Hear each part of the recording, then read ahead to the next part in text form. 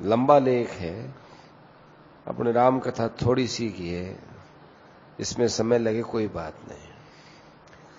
प्रतिक्षण समय बीतता जा रहा है, जो समय चला जाता है वो लौटकर नहीं आता है। जितनी आयु हमारी चली गई वो लाखों रुपया खर्च करने पर भी वापस नहीं आ सकती। समय से तो ऐश आराम भोग और भगवान मिल सकते हैं, पर समय किसी से भी नहीं मिल सकता। मनुष्य का जन्म बार बार नहीं मिलेगा। मनुष्य जीवन का समय बहुत मूल्यवान है, इसका मूल्य आंका नहीं जा सकता है, इसलिए अमूल्य है। जिसका उपयोग ठीक से करने पर भगवान की प्राप्ति हो सकती है। ऐसे समय को किसी भी अन्य कार्य में लगावे तो उसकी पूर्ति हो ही नहीं सकती है। इसलिए भगवान की प्राप्ति के लिए ही अपने समय को लगाना चाहिए। भगवान की प्राप्ति की साधना के सिवा अपने वाणी से व्यर्थ बकवाद न करें। कानों से दूसरी बातें मत सुने। नेत्रों से अन्य किसी को न देखें, न हृदय में स्थान दें। देखो, ये सब नेत्र है, वाणी है, कान है, मुंह है, ये फाटक है। ये तो भगवान के लिए खोलना चाहिए। आप दूसरी चीजों के लिए खोलते हो। तो फाटक दो काम है, फाटक का बंद होना और फाटक को खोलना। भगवान के लिए फाटक खोल दो और दूसरे कार्यों के लिए इस फाटक को बंद कर दो। भगवान की दी हुई चीजें जैसे स्त्री है, पुत्र है, ऐश्वर्य है, धन है, शरीर है, मन है, बुद्धि है, इंद्रियां हैं, अपना जीवन है, अपना प्राण है, ये सब भगवान की प्राप्ति में लगा दें तो हमारा जीवन सफल हो जाएगा। ये दी हुई तो भगवान की है, अधिकार हमारा चलता नहीं है। उससे और अधिक भगवान की आशा, भगवान से हमको आशा करनी भी नहीं चाहिए कि जो दिया है उससे ज्यादा आशा भगवान से नहीं करनी चाहिए। और भगवान इससे ज्यादा आशा पूर्ति भी नहीं करते हैं। और हम जितनी सामग्री है उतनी से ही भगवान को प्राप्त कर सकते हैं। इससे ज्यादा भगवान भी हमसे आशा नहीं करते हैं। भगवान कहते हैं जो तेरे अधिकार में है वह सब तू मुझे अर्पण कर दे, इसके बाद क्या होगा वो मैं जानू, मेरा काम जाने। जैसे कोई आदमी कहता है आओ नौका में बैठ जाओ, मैं तुमको पार्क ले जाऊंगा, तो नौका में बैठ गए। अब वो नौका को कैसे खिवाता है, कैसे चलाता है, ये अपनी जिम्मेदारी थोड़ी ही है, वो नौका वाला जाने। इकरार तो यह है कि सब का सब भगवान के अर्पण कर देवे, पर हमें ऐसा विश्वास है कि कहीं इसमें त्रुटि रह जाए तो उसकी पूर्ति कैसे होगी, कहीं भगवान नाराज तो नहीं हो जाएंगे। अरे ऐसी बात नहीं, भगवान कोई पराये नहीं है, भगवान तो अपने ही हैं। उसकी पूर्ति कोई त्रुटि रह जाए उसकी पूर्ति भगवान करते हैं, मदद करते हैं, सहायता करते हैं। इसे एक कहानी से समझो। एक सज्जन किसी धनी महाजन से 10,000 रुपए ऋण के रूप में लाए और व्यापार किया, उसमें घाटा लग गया। 5,000 रुपए तो उस घाटे में प्राप्त हो गए, समाप्त हो गए। अब 5,000 रुपए बचे। महाजन को जब मालूम हुआ कि 5,000 रुपए तो समाप्त हो गए और अब इसके पास 5,000 रुपए बचे हैं, तो उन्होंने उसको अपने विश्वासी आदमी के द्वारा कहलवा दिया कि तुम चिंता मत करना, तुम्हारे पास जो रुपए बचे हैं बस उनको तुम दे दो, तुम्हारा खाता चुकत कर देंगे, तुम्हें ऋण से मुक्त कर देंगे। तो उसके पास, बेचारे के पास 5,000 रुपया बचा। 5,000 रुपया तो घाटा लग गया। वो सच्चे दिल से आया और ले जाकर के उस महाजन को 5,000 रुपये सुपुर्द कर दिए। जितने और पास में सब दे दिए और घर में पड़ा कपड़ा, बर्तन और दुकान में सामान वो भी ला करके दे दिया। 5,000 रुपए की पूर्ति हो गई, 5,000 रुपए बाकी रह गए। तो महाजन ने कहा कि हम तुम्हें 10,000 की फाड़कती देते हैं। फाड़कती माने ऋण मुक्ति, अर्थात तुम्हारा ऋण मुक्त हो गया, अर्थात तुम्हारा खाता चूकता हो गया। यह सुनते ही वो ऋण लेने वाला आदमी रोने लग गया। उसने कहा कि सेठ जी, हम कोई 5,000 रुपए आपसे माफ कराना थोड़ी चाहते थे। आप 5,000 रुपए की फाड़कती देवें और 5,000 रुपए जो बाकी है हमसे काम करवा लो, चुकता करवा लो। हमारी स्त्री है, हमारा लड़का है और मैं खुद हूं, हमको कहीं बाजार में बेच दो, कहीं काम धंधे में लगा दो। हम सबके खाने के अतिरिक्त जो कुछ हमको मिलेगा सब आपको देते रहेंगे, जमा करा देंगे। हमको फिर पैसा रख करके करना क्या है। तब महाजन ने 5,000 रुपए उसके ऋण के पेटे जमा कर लिए और 5,000 रुपए उसके नामे रख दिए। अब उसने कहा कि इन 5,000 रुपयों की आप रजिस्ट्री करा लो, मेरे घर की रजिस्ट्री करा लो, फिर मैं पास में रुपया होने पर ना नहीं कर सकूंगा, नहीं तो क्या पता मैं ना कर दूं।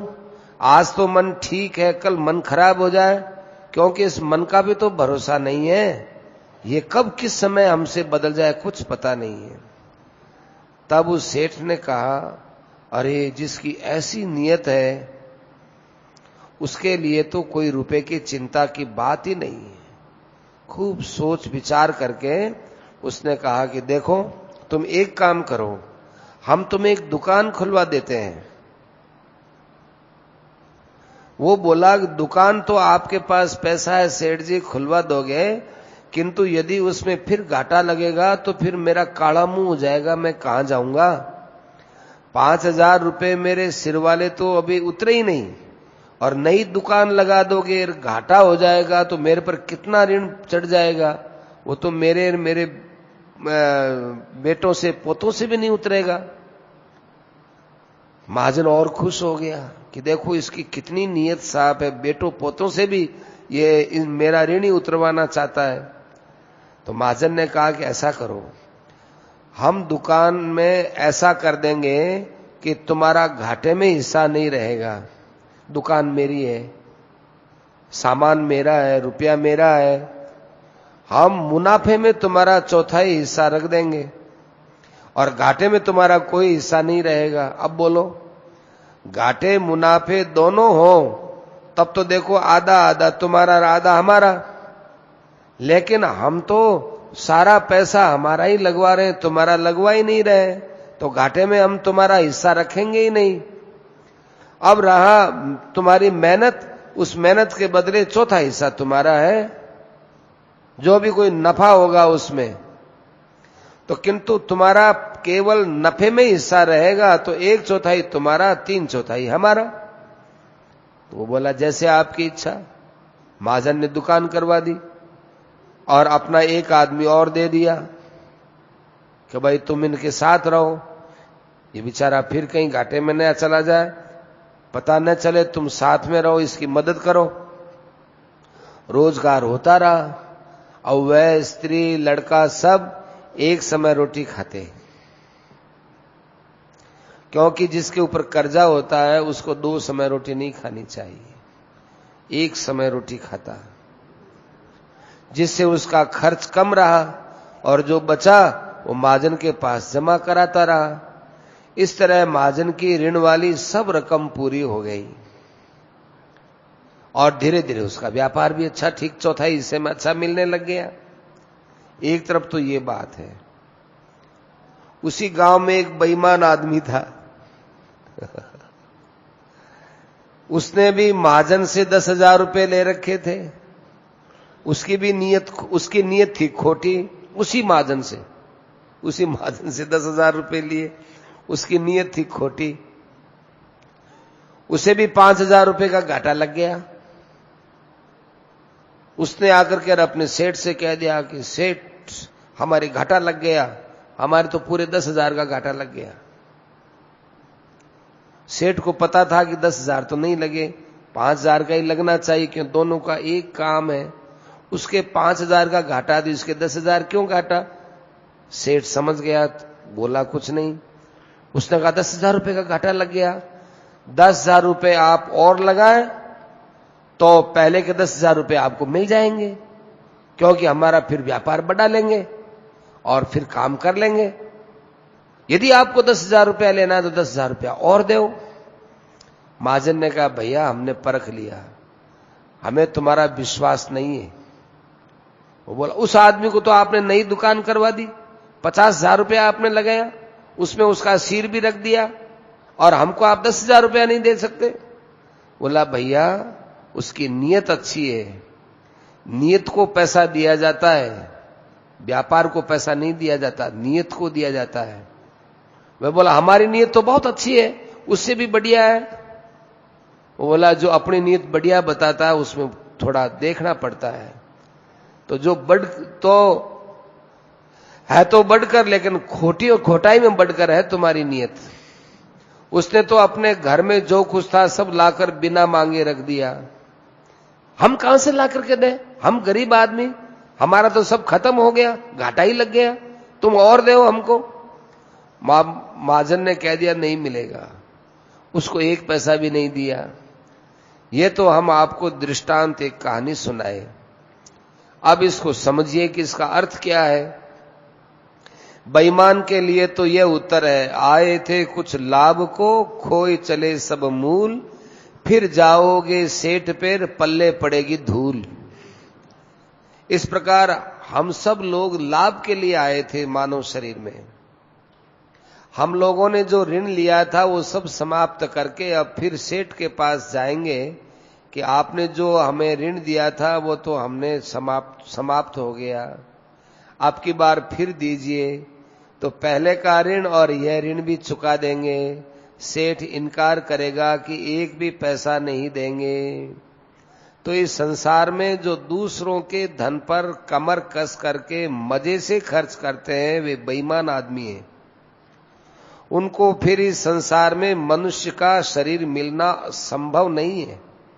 मनुष्य का जो शरीर है, इसका जो जीवन है वो असली धन है। इस मनुष्य शरीर को पाकर के जो जीवन धन को अर्थात समय को बर्बाद करता रहता है, भोग विलासों में ही पड़ा रहता है, बर्बाद करके फिर यमराज जी के सन्मुख खड़ा होता है, कहता है कि मुझे दोबारा शरीर दो। यमराज कहेंगे मूर्ख, जो तुझे दिया उसे तूने मिट्टी में मिला दिया, अब दोबारा मांगते हुए तुझे शर्म नहीं आती? तो फिर मांगने के लिए आ गया, जाओ हम तुमको मनुष्य शरीर नहीं देंगे, तुझे तो घोर नरक यातना भोगनी पड़ेगी। जो मनुष्य संसार में आकर के बस खाओ पियो मौज उड़ाओ, ऋणम कृत्वा घृतम पिबेत, उधर से ले लो उधर से ले लो, ऋण वगैरह ले लो और घी पियो और मौज करो, चारवाक के सिद्धांत को स्वीकार करते उनकी बड़ी दुर्दशा होती है। संसार में जो आदमी अपने लाभ से अधिक खर्च करता है उसमें बेईमानी के लक्षण होते हैं। जिसे महाजन की रकम खर्च करनी नहीं है, चाहे भूखों मर जाए, उसकी नीयत ठीक है। जो मन में ऐसी धारणा कर लेवे कि आप प्रतिदिन 5 रुपए का रोजगार होता है तो उससे अधिक खर्च नहीं करेंगे, हमारे पास इतना ही है तो क्यों किसी से ऋण लेवें, क्यों अपने पर चढ़ाएं। उसे 5 रुपए का ही अन्न खरीदकर अपने कुटुंब का पालन करना होगा। बोलेगा उससे काम नहीं चले तो क्या होगा, मृत्यु हो जाएगी और क्या होगा। किंतु वह मरना भी मुक्ति को देने वाला है और भगवान मरने नहीं देते, ऐसा विश्वास रखिए। इसकी एक बड़ी सच्ची घटना सुनाते हैं। चित्रकूट में एक संत थे, उनका नाम था श्री रामनारायण जी ब्रह्मचारी। वे अपना भजन ध्यान करते और आजीविका के लिए उनके पास में खेत था, 2 बैल थे, 1 गाय थी। गाय और बैलों को खेत में चराते तथा खेत बोते बैलों से, उसमें जो कुछ घास आदि होता वो गाय को खिला देते, बैल को खिला देते और अन्न से अपने शरीर का निर्वाह करते। थोड़ा नमक कपड़ा अन्य आवश्यक वस्तुएं अन्न देकर बदल लेते। अन्न की बिक्री नहीं करते। कोई आदमी उनको संत महात्मा समझकर उनके लिए कोई भेंट, फल, अनाज, पुस्तक, ये कपड़े लाके कोई देता तो कह देते भाई मैं मेरे खेत से कमाता हूं, मुझे आवश्यकता नहीं है। अपने खाने के लिए अन्न उपजा लेते हैं, उससे अपना काम चलाते हैं, दूसरों की चीज किसी हालत में नहीं लेते। ऐसा उनका नियम था।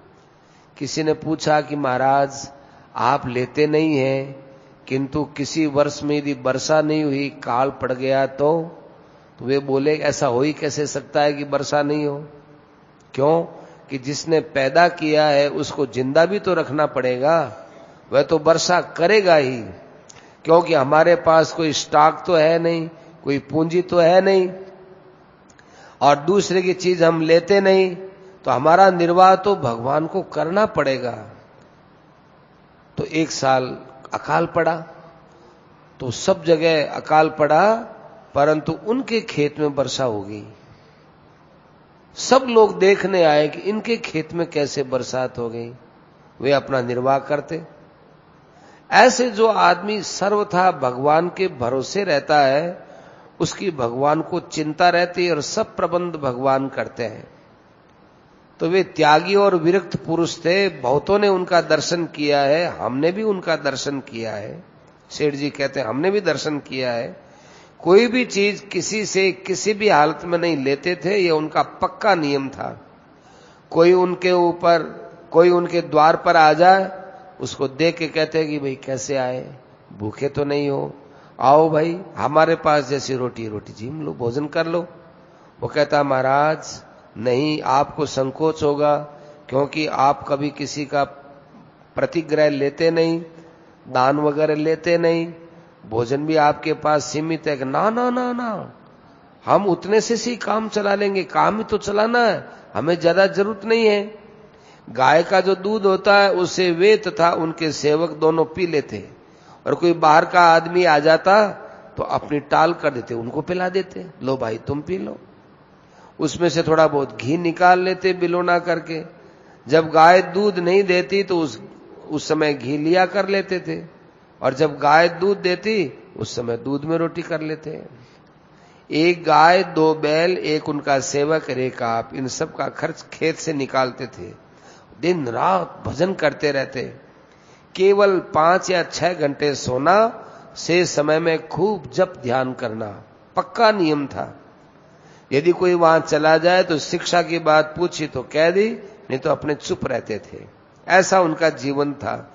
तो भगवान के ऊपर आप अपना जीवन व्यतीत करो। अभी हमने जो सेठ की कथा सुनाई, ऋण लेने वालों की कथा सुनाई, उसको आप गहराई से समझो। हम लोग यहां आए हैं, हम लोग ऋणी हैं। हमारा महाजन धर्मराज है, उससे 100 वर्ष की आयु लेकर यहां आए, उसमें 50 वर्ष की आयु तो बीत गई, अर्थात 10,000 रुपए में से 5,000 रुपए लग गए। 10,000 रुपए तो 100 वर्ष की आयु है, और महाजन धर्मराज है। धर्मराज ने किसी महात्मा के द्वारा कहलाया कि जो धन चला गया सो चला गया, बाकी तुम दे दो। तो उसने आधा अपने पास बचा था वो दे दिया, अपना तन मन सब चीजों को भगवान के अर्पण कर दिया। धर्मराज का हो, भगवान को एक ही बात है, इसको आप 2 दृष्टि से मत देखना, ये कह रहे हैं। या 2 नहीं है, अपने तो तात्पर्य समझना है। तो सब कुछ अपने भगवान के समर्पण कर दिया। 50 वर्ष की उम्र आ गई, भाई अब तो चलने का समय आ गया, अब तो बिल्कुल पता नहीं है, दे दिया। भगवान ने आधा लेकर के उसका खाता चुकता कर दिया। तो वो रोने लगा कि महाराज मैं इस प्रकार थोड़ी चाहता हूं, संसार से उद्धार कर दो, वही खाता चुकता करना है। तो वे ऋण से मुक्त करते हैं, तो वह नहीं चाहता कि हमें ऋण से मुक्त करे। वो कहते हैं हमसे भजन साधन करवाओ, परिश्रम करवाओ, भजन ध्यान करें। फिर मालिक ने उसके अंदर विश्वास बढ़ाया। तो मालिक ने विश्वास करके बड़ी दुकान खुलवा दी, अर्थात भगवान के भावों का संसार में प्रचार करने में सम्मिलित करना, लंबी रकम लगाना। अच्छा तुम जाओ हमारा प्रचार करो, और कहा कि तुम्हारी 1/4 भागीदारी रहेगी। संसार में भक्ति, ज्ञान, वैराग्य का खूब प्रचार करो। वो जो प्रचार करने लगा, उस प्रचार से उसका उद्धार हो गया। उसने कहा ये हमारे लिए न्याय युक्त है। वह कम खर्च में अपना निर्वाह करता है, जो बचता है वो भगवान के कोष में जमा कराता है। उसके नफे में हिस्सा था, घाटे में था नहीं, और भगवान के प्रचार करने में कभी घाटा लगता नहीं। जो आदमी परोपकार में अपना जीवन निष्काम भाव से लगाता है, उसे केवल नफा ही होता है, घाटा तो होता ही नहीं। नेहा विक्रम नाशोस्ति प्रत्यवायो न विद्यते स्वल्पमप्यस्य धर्मस्य त्रायते मैं तो भयात। निष्काम भाव का जो आरंभ है, उसमें कभी निराश नहीं होना चाहिए। उसमें उल्टा पाप भी नहीं लगता, घाटा भी नहीं लगता। थोड़ा भी निष्काम भाव का पालन हो जाए तो महान भय से तार देता है। तो उसके 5,000 रुपए की पूर्ति हो गई। जो 50 वर्ष में होनी थी वो साल भर में हो गई। 6 महीने यदि डटकर साधन करे तो परमात्मा की प्राप्ति निश्चित है, इसमें संदेह नहीं है। आज पहली बार सेठ जी ने समय बांधा है। इतनी बार पढ़े ना लेख, पिछली भी पढ़े। 6 महीने यदि डटकर साधन करें तो परमात्मा की प्राप्ति निश्चित है, जो 50 वर्ष में आज तक नहीं हुई। जिनकी 50 वर्ष की आयु हो गई है और अभी परमात्मा की प्राप्ति नहीं हुई है, उनको तो अब जीवन के आगे आने वाले 6 महीनों में डट करके लग जाना चाहिए। जैसे अपने दाल रोटी खाते आए हैं वैसे ही खाते रहो, क्योंकि दाल रोटी खाकर जो बचे वह महाजन के खजाने में जमा कराओ। घाटे का काम नहीं है, हिस्सा नफे में है। करना यह है कि भगवत भाव से भरे हुए गीता, रामायण, भागवत इत्यादि ग्रंथों का भगवान के भक्तों में प्रचार करो। व्याख्यान के द्वारा, पुस्तकों के द्वारा भगवान के गुणों का, उनके चरित्रों का, उनके नाम का, उनके रूप का खूब प्रचार करो। इस काम में अपना सारा समय बिताओ। जिस समय कोई सुनने वाला न मिले तो उस समय भगवान के नाम का जप और ध्यान अपने अंदर बैठ के करते रहो। नवदा भक्ति में जीवन बिताओ। 1 मिनट भी व्यर्थ मत खो। 5-6 घंटे सोने में और शौच, स्नान, भोजन आदि में जो लगता है वो तो लगेगा ही, नहीं तो आदमी जी नहीं सकेगा। अतः जीवन चलाने के लिए खाना पीना सोना चाहिए। जीना भी महाजन का ऋण चुकाने के लिए, क्योंकि शरीर निर्वाह संबंधी कर्म करता हुआ मनुष्य को भी पाप का भागी नहीं होता। गीता में भी लिखा है, शारीरम केवलम कर्म कुर्वन् नाप्नोति किल्बिषम। निराशीर यत् चित्तात्मा त्यक्त सर्व परिग्रह। किसी से आशा मत रखो, किसी से कामना मत करो। अपने तो निष्काम भाव से कर्म करते रहो, फल की तरफ कोई विचार मत करो। भगवान के भावों का प्रचार करो, बदले में कुछ आशा मत रखो। निष्काम भाव से मन बुद्धि इंद्रियां बहुत जल्दी जीती जा सकती हैं। जिसने संसार के विषय भोगों से वृत्तियों को खींच करके अपने वश में कर रखा है, चित्त को जिसने जीत लिया है, एक वक्त रूखा सूखा जो मिल जाए वो खा लेता है, और जो इंद्रियों का विषय है उसे इंद्रियों को नहीं देता है, तथा संग्रह और परिग्रह का त्याग कर दिया है। जो कुछ अपने पास बचा वो सब भगवान के समर्पण कर दिया, वो निहाल हो गया। 50 वर्ष तो फालतू बीत गए, वो तो अब हाथ की बात नहीं। अब बाकी जो वर्ष है वो भगवान के चरणों में समर्पित कर दो। अपने पास जो कुछ बर्तन, कपड़ा, गहना, व्यक्ति, सामर्थ्य जो कुछ घर में है, हृदय से आप उसको भगवान के अर्पित कर दो। अपने पास कुछ मत रखो। इसी प्रकार से अपना पुत्र, धन तथा शरीर में जो बल, बुद्धि, तेज आदि वह भी भगवान के अर्पित कर दो। ये सब चीजें हमारी नहीं है, भगवान की हैं। इसी प्रकार पुत्र, स्त्री, धन आदि सब आ गए इसमें। जैसे चौकीदार धन का रखवाला होता है, उसका मालिक नहीं होता, ऐसे चौकीदार की तरह अपने घर में रहो कि भगवान का घर है, भगवान का सामान है, इसकी साल संभाल करना है। जब तक जीवित हैं भाई करते हैं, मर जाएंगे तो भगवान जाने। ऐसे ही शरीर के मालिक तो भगवान है, हम तो इसकी रखवाली देखभाली करते हैं। घर में बैठकर इसकी रखवाली करें, कि यही कायम रहे, बना रहे, तो इस संसार में हम लोग अपना समय बहुत शांति से व्यतीत करें, ज्यादा ये प्रपंच में न उलझें। भगवान के नाम का जप, भगवान के स्वरूप का ध्यान और उनकी पूजा, चरणों की सेवा, उनकी बातों को कान से सुनना, थोड़ी थोड़ी देर में भगवान जब याद आए उनको नमस्कार करना, प्रभु को अपना स्वामी समझना, अपने को सेवक समझना, ऐसा मानना कि मेरे मालिक, मेरे स्वामी कोई है, ऐसा मान करके रहना, वो प्रभु है। प्रभु अपने को सखा माने, सखा मान लो, मित्र मान लो, भगवान के साथ जो संबंध मान लो, भगवान उसी में ही खुश है। एक बात है, मित्र का संबंध होता है वो बड़ा खुले दिल का होता है, ऐसा खुला दिल भाई के साथ भी नहीं होता। इसलिए कई भक्त हैं वो भगवान को अपना मित्र मानते हैं कि मेरे सखा है, जिनसे अच्छी बुरी सब बात कही जा सकती है। हम तो उसके लायक तो नहीं है, किंतु पूंजी न होने पर भी भगवान ने अपना मित्र मानकर दुकान में मुनाफे में हमारा 1/4 हिस्सा रख दिया। अतः हमें मुनाफा लेना है और भगवान को 3/4 मुनाफा देना है, 1/4 अपने पास रहना है। इस प्रकार से कर्म करता रहे, उसका कल्याण होगा।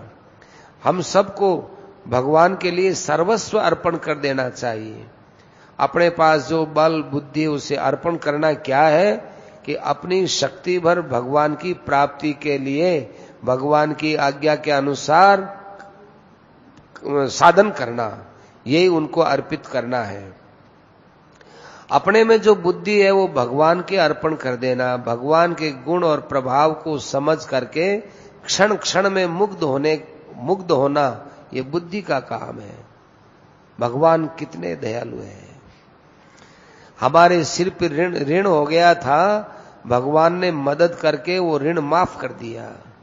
हमारे पास तो रोजगार के लिए पूंजी भी नहीं थी, भगवान ने हमारा एक काम खोल दिया। तो अब भगवान को मुनाफा में क्या करो कि भगवान का खूब नाम जपो, भगवान का ध्यान करो और भगवान का स्मरण करो। ये भगवान को 3/4 हिस्सा मुनाफा देना है। दूसरा, एक बेईमान आदमी की हमने कथा सुनाई थी, तो बेईमान ने आकर कहा कि आपने इसको तो अपना फार्म तक सौंप दिया और मुझको आप सौंप देते तो मैं न जाने कितना आपको कमा के देता और मैं ऋण से मुक्त हो जाता और आपको भी दे देता। उसने कहा तुम बेईमान आदमी हो। हाँ, एक बात और बीच में छूट गई, उस सेठ ने उसको पहले एक अलग दुकान करा के दी, 1/4 हिस्सा दिया, फिर करते करते वो मालिक इतना खुश हो गया उसकी ईमानदारी से कि 1/4 हिस्सा देता रहा और पिछला भी उसने सब माफ कर चुका दिया। तो उसने अपने दुकान में उसको हिस्सेदारी दे दी, खास निजी दुकान में, और फिर उसका फार्म भी उसी को ही सौंप दिया। तब वो बेईमान आदमी आया, अपना फार्म भी सौंप दिया। आप मुझको सौंपते, आपका सारा ऋण भी दे देता और न जाने कितना आपको मैं मुनाफा कमा के देता। उसने कहा भैया मैं जानता हूं तुम बहुत बेईमान आदमी हो, तुम्हें फार्म नहीं सौंप सकते। वो कहता है आप तो नहीं सौंपते, किंतु मैं आपका फार्म डाल लूं तो आप क्या करोगे? हम आपके नाम से फार्म डाल लेंगे। तो उसने अपने फार्म पर भगवान का नाम डाल लिया। भगवान की दुकान है, माला लेकर के बैठ गया, राम राम करता रहा और बोला फार्म या दुकान तो हरिनारायण की है। बोले आप क्या करते हो? बोला हम तो भगवान के गुमास्ते हैं, दुकान भगवान की है, भगवान पर निर्भर है, ये दुकान भगवान की है। अपने को भगवान का भक्त सिद्ध करके और लोगों को धोखा देना शुरू कर दिया। लोग कहते अरे ये तो माला फेरता है, भजन करता है, तिलक छापा लगाता है और बड़ा जो है भला आदमी है। तो लोग विश्वास करते गए और उसको कह ले भाई इतना रुपया हमसे ले लो, इतना रुपया हमसे ले लो, इतना रुपया हमसे ले लो। अब वो अपने को बड़ा धर्मात्मा, लंबी चौड़ी बातें करे, भगवान का भक्त सिद्ध करे, जाए वहां राम राम राम राम राम राम करे। तो संसार में नाम और सत्संग की ओट में सत्संगी और भगवान का भक्त कहलाकर लोगों को धोखा देता है। ऐसे वो करने लगा। तो ऐसा जो आदमी होता है वो घोर नरक का रास्ता लेता है। तो ऐसे बेईमान और धोखेबाज को भगवान बहुत ज्यादा दंड देते हैं कि तुमने हमारे नाम से लोगों को लूटा, हमारे नाम से धोखा दिया, तुम तो वैसे ही धोखेबाज, और फिर इस नाम से हमको लोगों को धोखा दिया। जो वास्तव में भगवान के भक्त हैं, भगवान उनका उद्धार करते हैं, और जो इस प्रकार से चलते हैं उनको भगवान बहुत कड़ा दंड देते हैं।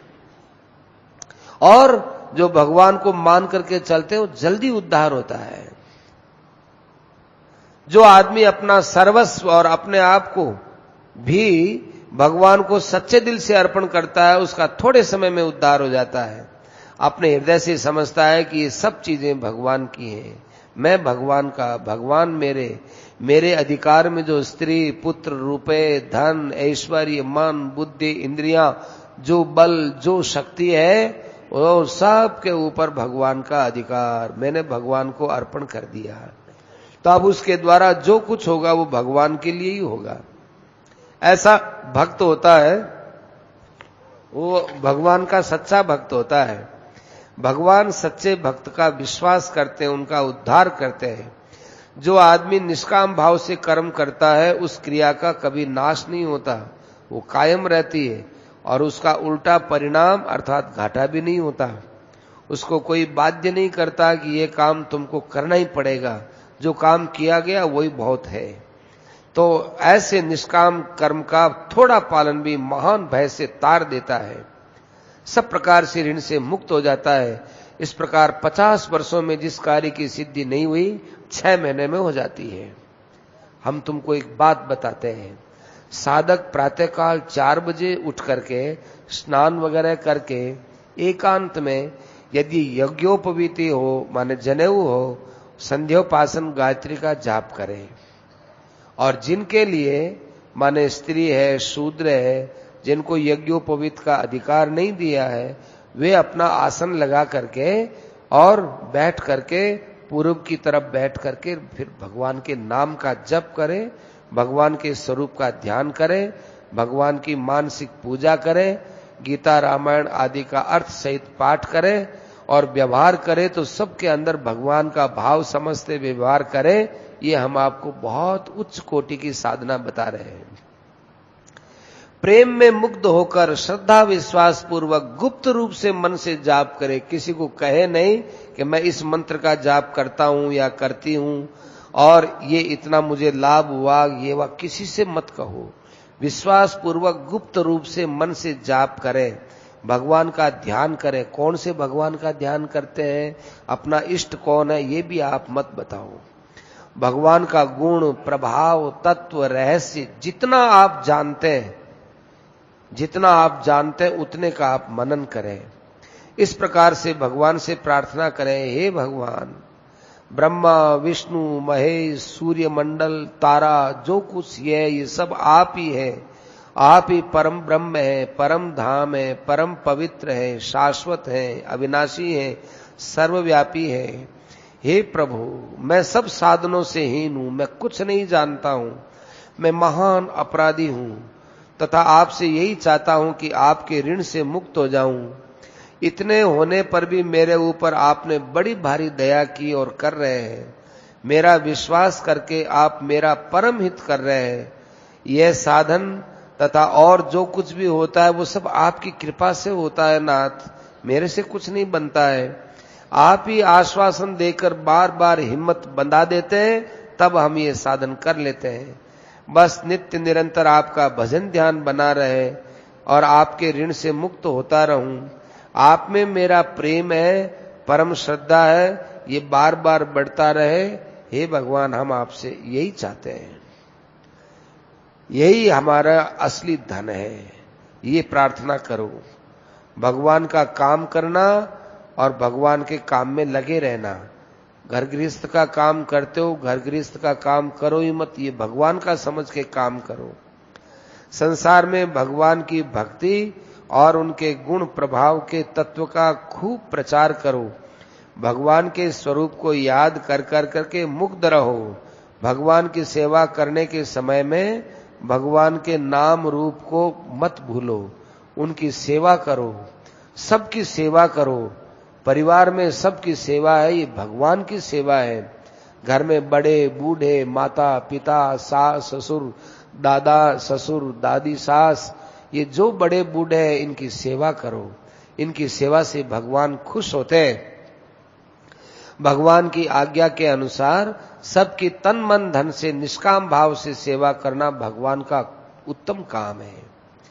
6 घंटे रात्रि के सोने के समय में भगवान के स्वरूप और उनको नाम को याद करते हुए, स्तुति प्रार्थना करते हुए सोना चाहिए। सोना बिस्तर पर राम राम राम राम राम राम स्वरूप का नींद आ गई, अब वो 6 घंटे तक पड़े रहेंगे तो वो भजन माना जाएगा। उठते ही पहला शब्द भगवान का नाम हो तो 6 घंटे भी भजन हो जाएगा। नींद की नींद आ गई, भजन का भजन हो गया। तो आज 50 वर्ष में जो काम नहीं हुआ 6 महीने में हो जाएगा। ऋण से मुक्त होने के लिए भगवान स्वयं उसकी मदद करते हैं। भगवान की प्रतिज्ञा है कि योगक्षेमम वहाम्यहम, जो मेरा भजन साधन जितना करता है मैं उसकी भजन साधन आदि की प्राप्ति में कोई कमी रहती है तो उसकी पूर्ति कर देता हूं, और जितना वो कर चुका होता है उसकी मैं रक्षा करता हूं। आपको जो 2 दृष्टांत दिए, एक तो अच्छे पुरुष का और एक दंभी और पाखंडी का, इन पर आप विचार करो। संसार में भगवान के नाम या सत्संग की ओट में जो दंभ पाखंड करते हैं और कहलाते हैं कि हम सत्संगी हैं तथा उस सत्संग से मुक्ति भी हो जाती है और वो अंदर ही अंदर धन भी चाहते रहते हैं, ऐसे लोगों को मुक्ति मिलनी तो दूर घोर दंड मिलता है। और जो दूसरा ईमानदार अच्छी नीयत वाला होता है उसको यहां भी आनंद और वहां भी आनंद। सब प्रकार से भगवान उसका विश्वास करते हैं, उसको अपने हृदय से लगाते हैं, फिर उसके योगक्षेम का वहन करते हैं। उसको अपने हृदय से लगाते हैं, योगक्षेम का वहन करते हैं और उसको संसार सागर से तार देते हैं। स्वयं भगवान उसको वह बुद्धि देते हैं जिससे उनकी प्राप्ति होती है। उनको सहारा देकर के सब प्रकार के ऋणों से, पितृ ऋण, ऋषि ऋण, देव ऋण से मुक्त कर देते हैं। पितरों का उद्धार करके मानो सारी पृथ्वी का उसने दान दे दिया और सबकी सेवा करके मानो सारे भूत प्राणियों से वह मुक्त हो गया। भगवान की कृपा के प्रभाव से उसमें अहंकार नहीं, ममता नहीं, अपना सारा जीवन, अपना तन मन धन सब भगवान की चीज समझकर भगवान को समर्पण कर देवे तो पहले उसने जो समय बर्बाद किया था उससे उस पर भगवान का ऋण चढ़ गया था तथा भगवान की तरफ से वो अपराधी हो गया था, किंतु अब वो अपराध और ऋण से मुक्त हो गया। थोड़े समय में अपना काम कर लिया, बाकी का जो समय उसे उत्तम से उत्तम काम में लगाओ।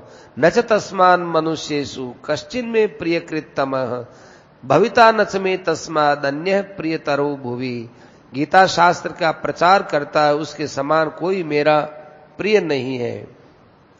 शेष समय जब तक जीवित रहो हंस हंस करके रहो, भगवान के लीलाओं का चिंतन करके हंसते रहो, गाते रहो, भगवान की लीलाओं को गाते रहो, मस्त रहो। भगवान की अपने पर अपार कृपा है ऐसा मान करके रहो। भगवान की लीला देखकर मुग्ध रहो। बार बार सोचो, ओह भगवान कितने दयालु हैं, मदद कर कर के 6 महीने में देखो हमारे अंदर कितना परिवर्तन कर दिया। अरे हमारे अंदर क्या सामर्थ्य थी, हम तो घाटा लगाने वाले थे, हमको ऋण से मुक्त कर दिया उन्होंने। भगवान की ये चीजें दया देख देख करके नाचो, गाओ, मस्त हो जाओ। भगवान की क्रिया को देखकर मुग्ध हो जाओ। वह देखता है कि ये सब हुआ है, ओहो भगवान ने मेरे जैसे पर कृपा कर दी, जिस कृपा के लायक मैं नहीं था उस पर कृपा कर दी। भगवान ने स्वयं ये सब बातें की, अब उसके आनंद का ठिकाना ही नहीं है। किया तो भगवान ने, आनंद आया हमको। ऐसे भगवत प्राप्त भक्त की लीला चरित को देख देख करके भगवान भी हंसते हैं और मुग्ध होते हैं। भक्त और भगवान एक दूसरे को मुग्ध करने में लगे रहते हैं। भगवान की सारी लीला भक्त को मुग्ध करने के लिए होती है और भक्त को हर समय भगवान की प्रसन्नता का ही ध्यान रहता है, उसको भगवान की लीला ही दिखती है।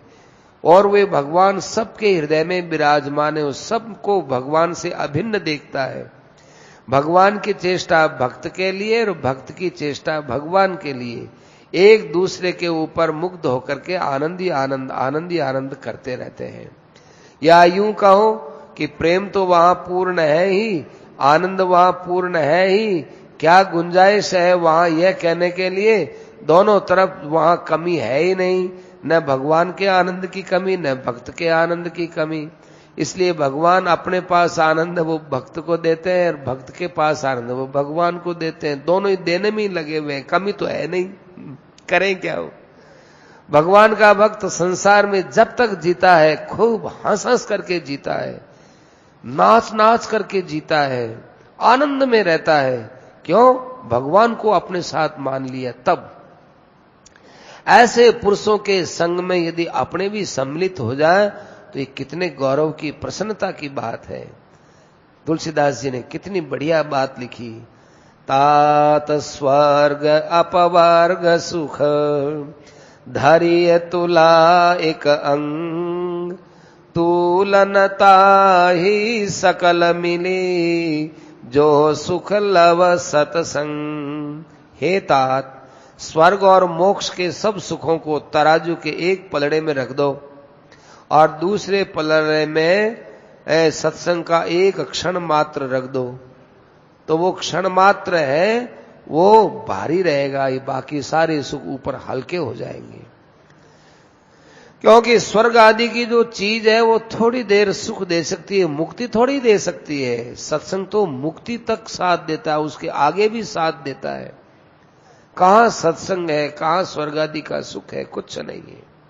अब रही मुक्ति की बात, तो जीता हुआ मुक्त है वो जीवन मुक्त है। अब जीवन मुक्त हुआ जो सत्संग के अंदर एक अलौकिक आनंद लेता है वो बात ही अलग है।